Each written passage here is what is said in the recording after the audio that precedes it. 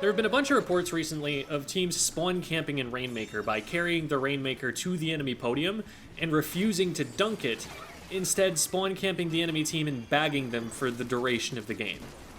On its own, this is a really easy, obvious situation for me to address. Spawn camping as a tactic to help a team win the game is completely valid, especially in a competitive setting, since spawn areas tend to give the defending team advantages that experienced players should always be able to use to break spawn camps against any team that they're even remotely capable of competing against. But spawn camping at the expense of winning, for the purpose of dragging out a game that's obviously lopsided so the winning team can just spend more time splatting the opposing side, bagging to rub it in, that's toxic and immature, and it's a waste of everyone's time.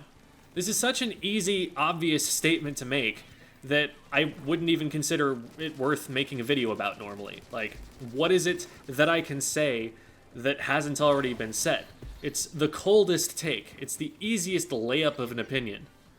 But I realized it gives us an opportunity to talk about why people would want to do this in the first place and why exactly it's unhealthy. This is one of those things that most people just kind of figure out on their own at some level, but spelling it out more explicitly gives us a more complete understanding of ourselves, and it gives us a better toolkit for tackling problem behaviors when they arise in the community. So, you know what? Let's actually talk about why people are spawn camping. People use the term toxic so broadly and repeatedly that people develop different ideas of what it means in their minds, and it can be easy for a strong player to just roll their eyes at being called toxic and decide the word doesn't mean anything, or that it's a word that people use because they're mad they lost or something. So let's break down what motivates someone to behave this way and explain why, even just for their sake, even if they're okay philosophically with being a completely selfish person and not caring about an anonymous opponent's feelings, that this behavior is still counterproductive. Competition is something different people do for different reasons, but some of those reasons are healthier than others. Some people compete to make friends, because having a common goal to work toward with someone is a great way to get to know them better and have something to bond over. People are social creatures, and we get major mental health issues if we don't get companionship. Totally valid reason to play the game. Some people compete to improve themselves. This is a motivation that I find especially positive, as I hope I've shown through making videos about how the skills you need to develop to perform well in this game can also be used in other areas of life. Again, totally valid reason to play. Some people play because the way they play is a way for them to express themselves. Theory crafting and developing a unique play style or team comp gets some people's puzzle-solving brains whirring. Some people play because the game's art style inspires them, and living in the world with the characters, watching the visuals, and listening to the music is an influence they want for their own work. I like all of these reasons to play.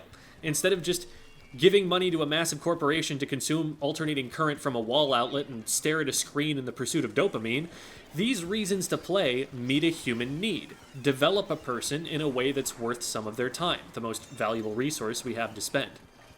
There's one common motivation in particular, though, that I really don't like, and that is the motivation to assert dominance over other players. Playing a game really well can make you feel powerful, which isn't necessarily a problem in and of itself, but some players mistakenly think that, to feel powerful, they have to be using that power to take away someone else's agency. They have to be beating someone else, grinding them down with that power, using their power specifically to take away their ability to fight back. There is a certain primal emotion to it, maybe because when something threatened us in the wild, it was imperative for us to remove the threat, so doing that was advantageous to evolution and it led us to learn to enjoy it, maybe. Thing is, we're not in the wild anymore. Someone who wants to improve themselves or experience synergy with a team and enjoy the execution of a well-made plan can absolutely become just as skilled at the game as anyone without being antagonistic. These kinds of players, rather than getting toxic and talking trash or bagging or whatever, will beat a team and then walk over to the other team's setup and be like, hey, that shot you hit on me when I was trying to score was nuts. GG's, dude. They're trying to build themselves up, not tear others down.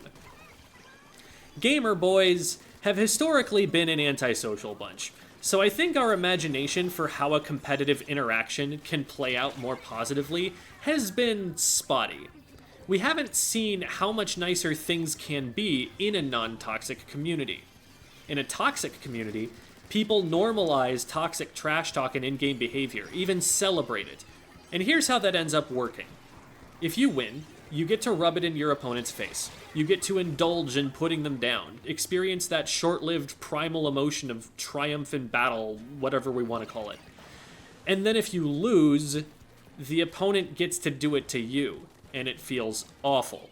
Like, if their motivation were to improve themselves and you knew them and respected them, losing to them, you might just feel happy for them. Like, hey, good job, you earned that. You've gotten so much better. This is what's happening when competitors hug their opponents after the match. It just feels good for everyone. But when you lose to someone whose motivation is to see you disappointed, someone who wants to create new insecurities for you and pick at them because they wanted a video game and apparently they therefore have a God-given right to make you feel like crap that you lost to them, that's painful. That sucks.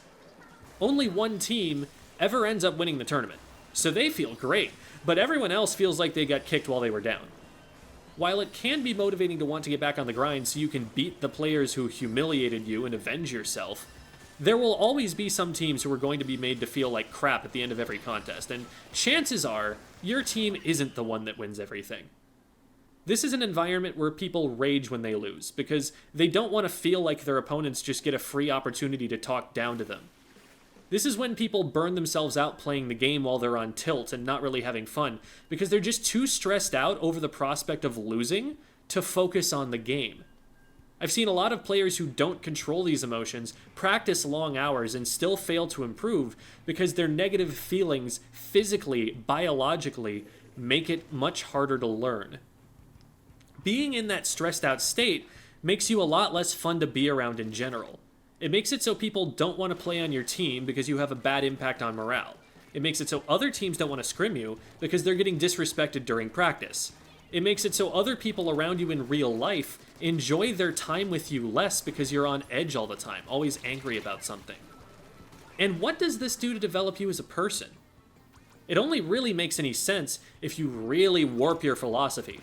Maybe if you believe that all of life is just a ruthless zero-sum game, like there always has to be a loser for anyone to be a winner, and only the winners get to have fun, this prepares you for that reality, but that's not actually how things work, as it turns out, even in a lot of zero-sum games. The players you beat one year in the NFL might become your teammates next year, depending on how the trades go. Your competitors at work might get hired to your company when they leave, letting you learn from and cooperate with each other to make something that combines the best ideas of both groups. Some of the best matches of Splatoon I've ever played have been close losses. Games where I look at it and I'm like, man, I don't even mind that I lost to this team. I respect them. It was close. It was exciting. I did a lot of cool things that I'm proud of. I learned. I'm just glad that the match happened at all. At the end of the day, you and the opposing team you're playing against have way more in common with each other than a lion and a zebra. You're both human beings, with bigger brains than that. You have the capacity to understand that this competition makes both of you better, even if one of you has to lose, and that that's awesome, and that that should be celebrated. It's a really sad philosophy that justifies putting people down when they lose, because it assumes that, well, it was either them or me, and thank God it's not me this time. It's like a kid who gets bullied joining in on bullying someone new because they're just relieved that they weren't the one getting picked on this time, and it makes them feel like they belong for once. It's fundamentally unimaginative to think that life has to work that way, that the only possible option is to either be a bully or a victim, an alpha or a beta, predator or prey.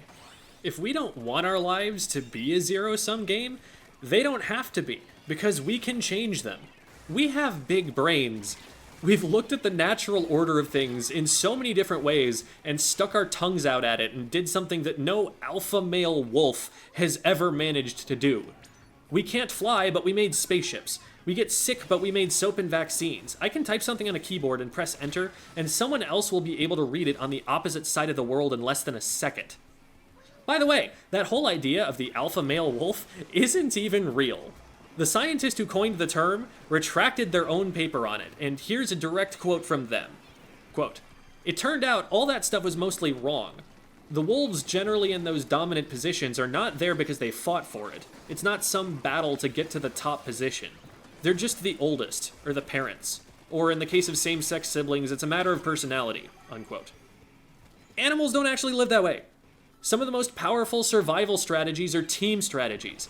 Everyone watching each other's backs, sharing resources, specializing in their roles, using their numbers to overwhelm more powerful individual enemies. Even if animals did live in a dog-eat-dog world, we wouldn't have to live that way because we're smarter than them and we can imagine a better way. Anyone who tells you that you have to be an alpha and bully everyone else into submission to get what you want, why would you listen to them? Did you hear what they just told you? They think that in order to be happy, they have to be doing better than you. So any deal you strike with them, they're getting the better half of that bargain. They're going to be con artists poking at your insecurities to manipulate you into giving them what they want. Returning to the realm of reality, let's think about the behavior shown in the spawn camping clips we looked at earlier. This is what we'd call a pub stomp. It's a team that's coordinated and experienced, beating up on a team that's not. That makes sense if you have the mindset that your main goal, your main reward for playing the game well, is your ability to dominate your opponent and enjoy that moment of having power over someone else. But if you're trying to actually get better at the game, this is a complete waste of time. If anything you do is going to work on these opponents, just end the game and find opponents who put up more of a fight. You're only going to learn bad habits, if anything, from doing this. It's not worth your time. Also, you may never see these players again individually, but in the long run, this kind of behavior becoming accepted means that more people are going to do it to each other, and someone's probably going to be able to do it to you at some point. So now, everything is more stressful, because if what you're doing becomes normal behavior, you're going to have to worry about someone disrespecting you like that. The scene is also going to become a lot less friendly and a lot less diverse, because that sort of treatment of your opponents isn't going to stop in anonymous online lobbies. There are going to be call-out posts on Twitter when someone wants to tear down an opponent or a teammate for losing, and the people who get mistreated the most in environments like that are women and minorities. That means fewer new friends, fewer potential teammates, fewer people who are willing to run tournaments and stream, a smaller community with less money in it and fewer opportunities. You're way less palatable to sponsors, and it will shut out a lot of viewing demographics if you intend to go professional with it, which will only box you further into an ideological echo chamber of only the people who have this same unimaginative philosophy about how competitors interact. You want to know what would happen if we thought this behavior was okay? We would turn into this guy.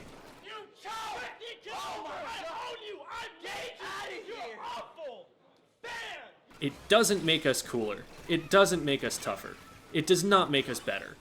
It just makes it so all of us are stressed out, sweaty dudes, yelling words that it is not okay for people to use at each other.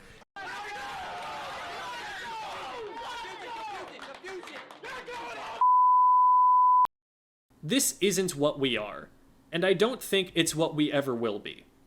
But that's because when someone does something stupid like this, we tell them it's stupid, that it's bad sportsmanship, that no one stands with it, not even the players who are capable of doing it against them.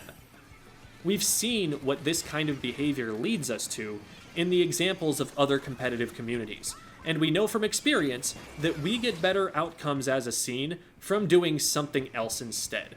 Just dunk the fish and move on with your life.